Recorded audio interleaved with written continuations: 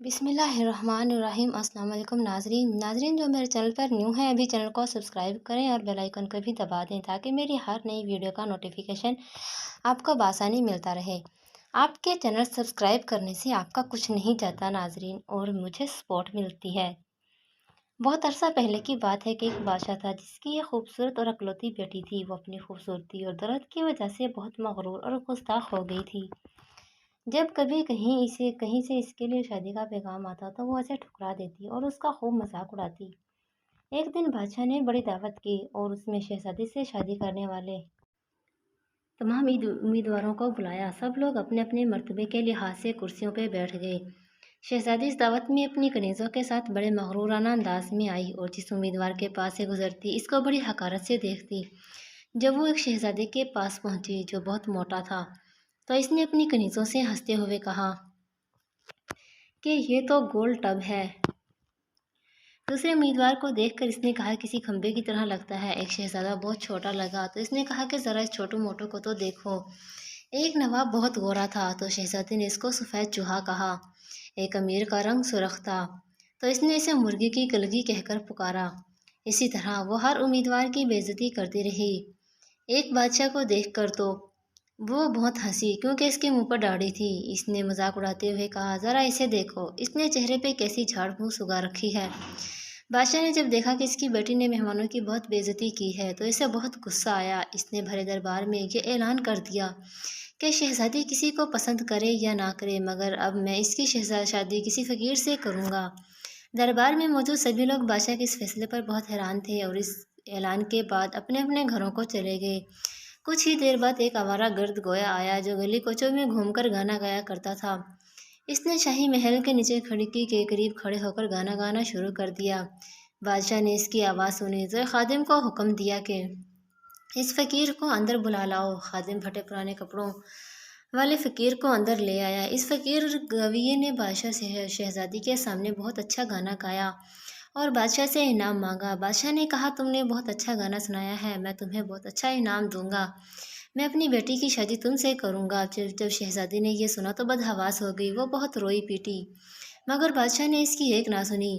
بادشاہ نے اسے ڈانٹتے ہوئے کہا میں نے مہمانوں کے سامنے قسم کھائی تھی کہ تمہاری شادی کسی فقیر سے کروں گا، اب میں وہ قسم پوری کر رہا ہوں۔ یہ کہہ کر بادشاہ نے قاضی کو بلایا اور مغرور شہزادی کی شادی آوارہ گرد گویے کے ساتھ کروا دی اور پھر حکم دیا کہ تم اپنے شوہر کے ساتھ جانے کی تیاری کرو۔ شہزادی روتی پیٹتی فقیر کے ساتھ چل دی۔ راستے میں وہ ایک شکار گاہ سے گزرے۔ اتنی بڑی شکار گاہ دیکھ کر وہ حیران رہ گئی۔ اس نے فقیر سے پوچھا یہ کس کی شکار گاہ ہے؟ فقیر مسکرایا اور بولا میں نے سنا ہے کہ تم ایک داڑھی والے کا بادشاہ نے کا مذاق اڑایا تھا، یہ شکار گاہ اسی کی ہے۔ اگر تم اس سے شادی کر لیتی تو یہ تمہاری ملکیت ہو جاتی۔ اف خدایا، یہ میں نے کیا کر دیا، اس نے ٹھنڈی سانس لے کر کہا۔ اس کے بعد وہ بہت خوبصورت باغوں میں پہنچے۔ ان کو دیکھ کر شہزادی نے پھر پوچھا یہ کس کے ہیں؟ یہ باغ بھی اس داڑھی والے کے ہیں، فقیر نے آہستہ سے کہا۔ شہزادی نے افسوس بھرے لہجے میں کہا میں کتنی بد نصیب ہوں۔ پھر وہ ایک بڑے عظیم الشان شہر میں داخل ہوئے۔ فقیر شوہر ناراض ہوتے ہوئے بولا کہ مجھے ان چیزوں سے کوئی مطلب نہیں، مگر تم میرے ہوتے ہوئے دوسرے مرد کی بات کیوں کر رہی ہو؟ مجھ میں کوئی کمی ہے کیا؟ اس طرح وہ باتیں کرتے ہوئے ایک چھوٹی سی جھونپڑی کے قریب پہنچے۔ کیسی بدنما اور چھوٹی سی جھونپڑی ہے، یہ کس کی ہے؟ شہزادی نے تلخ لہجے میں پوچھا۔ یہ میرا گھر ہے اور یہی وہ جگہ ہے جہاں ہمیں زندگی گزارنی ہے۔ تمہارے نوکر کہاں ہیں؟ وہ پریشانی کے عالم میں بولی۔ ہمیں نوکروں سے کیا کام، تم ہر کام کر سکتی ہو، اب آگ جلاؤ اور میرے لیے کھانا پکاؤ، میں بہت تھک گیا ہوں۔ فقیر نے اسے کہا۔ چونکہ شہزادی کو کھانا پکانا نہیں آتا تھا اس لیے اس فقیر نے اس کی مدد کی اور کچھ دیر بعد انہوں نے الٹا سیدھا کھانا پکا کر کھایا اور پھر سو گئے۔ دوسری صبح فقیر نے اسے جگایا اور گھر صاف کرنے اور دوسرے کام کرنے کو کہا۔ شہزادی سارا دن کام بھی کرتی رہی اور اپنے شوہر فقیر کی جلی کٹی باتیں بھی سنتی رہی، مگر اب صبر کے سوا اور کوئی چارہ بھی نہ تھا۔ اسی طرح انہوں نے کچھ دن گزارے۔ پھر ایسا وقت آیا کہ ان کے پاس کھانے تک کے لیے کچھ نہ رہا۔ ایک دن فقیر نے کہا میں نے جو کچھ کمایا تھا خرچ ہو گیا ہے، اب تمہاری کمانے کی باری ہے۔ میں تمہیں بید کی چھڑیاں لا کر دیتا ہوں، اس سے تم ٹوکریاں بنا لینا جنہیں ہم بیچ کر کچھ پیسے کما لیں گے۔ ये कहकर वो जंगल गया और बेद की छड़ियाँ काट कर ले आया। शहजादी ने टोकरियाँ बुननी शुरू कर दी। इसने पहले कभी ऐसा मेहनत कश काम नहीं किया था, इसलिए टोकरियाँ बुनने से इसकी उंगलियां जख्मी हो गई और उनसे खून बहने लगा। ये देखकर इसके शौहर ने कहा, मेरा ख्याल है ये काम तुम नहीं कर सकती, मैं तुम्हें कुछ सूत ला कर देता हूँ, इससे कपड़ा बुन लेना। मगर वो ये काम भी ना कर सकी। फकीर ने कहा कि तुम तो मेरे लिए बिल्कुल ही बेकार हो, तुम कोई भी काम नहीं कर सकती। तुमसे शादी करके मुझे बहुत बड़ा नुकसान हुआ है। बहरहाल मैं कोशिश करता हूँ कि तुम्हारे लिए मिट्टी के बर्तन ला दूँ, तुम बाजार जाकर इनको बेच दिया करना। मगरूर शहजादी ने अकड़ कर कहा कि जब मैं बाजार में खड़ी मिट्टी के बर्तन बेच रही होंगी तो मेरे मुल्क के लोग मुझे इस हाल में देखकर खूब हंसेंगे। फ़कीर ने कहा, यह मेरा मसला नहीं है, अगर तुम भूख से मरना नहीं चाहती हो तो तुम्हें ये काम करना पड़ेगा। इतना बड़ा खूबसूरत शहर देखकर शहजादी हैरान रहेगी। इसने पूछा, इस शहर का मालिक कौन है? फ़कीर ने इसे बताया कि यह शहर इसी दाढ़ी वाले बादशाह के मलक का पाया तख्त है। फ़कीर ने फिर कहा, अगर तुम इससे शादी कर लेती तो ये सब कुछ तुम्हारा हो जाता। ओह, मैंने बहुत बड़ी गलती कर दी, काश मैं उससे शादी कर लेती, उसने पछताते हुए कहा। तो मजबूरन शहजादी को ये काम भी करना पड़ा। मिट्टी के बर्तन बेचने का काम बहुत अच्छा चल रहा था। लोग जब एक खूबसूरत लड़की को बाजार में बर्तन बेचते देखते तो इस पर तरस खाकर कुछ न कुछ खरीद ही लेते। बर्तन बिक गए तो फ़कीर ने और बर्तन लाकर दे दिए। इसी दौरान एक गुस्सैल बदमिजाज सिपाही वहाँ से गुजरा तो इसने बाजार के बीच में बर्तन रखे हुए देखकर उन्हें लात मारकर तोड़ दिया और कहा कि आइंदा इस तरह रास्ता मत घेरना।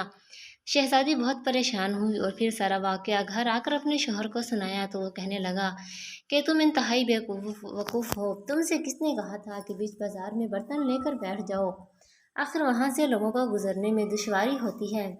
मेरा ख्याल है कि ये काम भी तुम्हारे बस का नहीं है।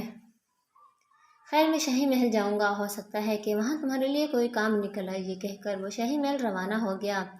शाम को फ़कीर ने वापस आकर कहा कि शाही महल में तुम्हारे लिए मददगार बावर्चन की जगह मिल गई है, अब कम अज़ कम हमें खाने को खूब मिल जाया करेगा। फिर इस तरह मगरूर शहजादी एक मददगार बावर्चन बन गई। वो हर रोज़ सुबह से शाम तक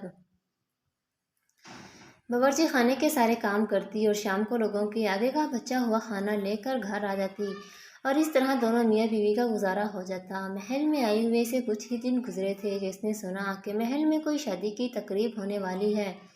मुकर्ररा दिन जब मेहमान आने शुरू हुए तो वो बावर्ची खाने की खिड़की से उन्हें देखने लगी। नकीब और चौकीदार रज़क बरक कपड़ों में मेहमानों का इस्तकबाल कर रहे थे। हर तरफ बड़ी शान और शौकत और धूमधाम नजर आ रही थी, लेकिन शहजादी अपनी किस्मत पर आंसू बहा रही थी और अपने गुरूर तकब्बुर और बेवकूफ़ी पर पछता रही थी। इसी दौरान कुछ खादिमाएँ आईं और उन्होंने इसको बहुत से मज़ेदार खाने दिए जो इसने टोकरी में रख लिए।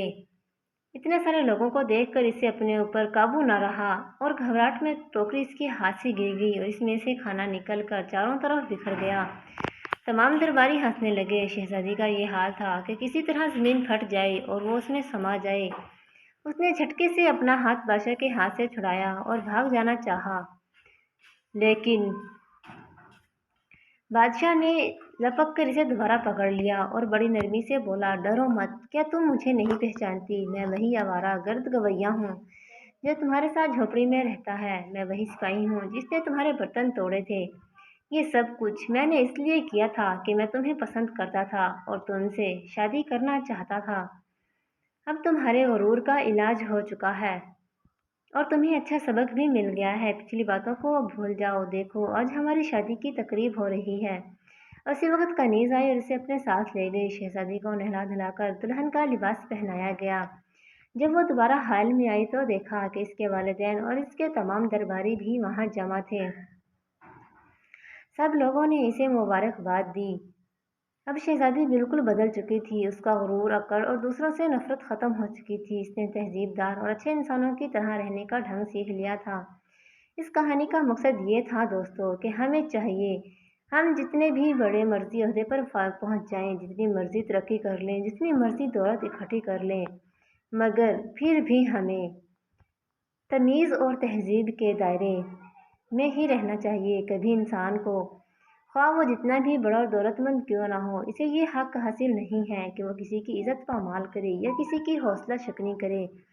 हमें एक बात हमेशा याद रखनी चाहिए कि अल्लाह पाक की लाठी बेआवाज़ होती है, और वो जब किसी पर पड़ती है तब ना दौलत, ना होते और ना रुतबे कुछ काम नहीं आते, और शहज़ादी की तरह ज़लील ख़्वार होकर रह जाते हैं। तब उन्हें ख़्याल आता है कि हमने क्या कर दिया, बाद में पछताने से बेहतर है हमें पहले ही होश के नाखून ले लेने चाहिए। उम्मीद करती हूँ कि आज का मेरा ये पैगाम आप लोगों की समझ में आ गया होगा।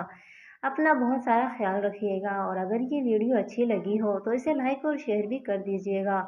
और मेरे डियर व्यूअर्स, मेरे चैनल को सब्सक्राइब करना तो बिल्कुल भी मत भूलना अगर आप ऐसे ही दिलचस्प और सबक आमोज़ कहानियाँ सुनना और देखना चाहते हैं।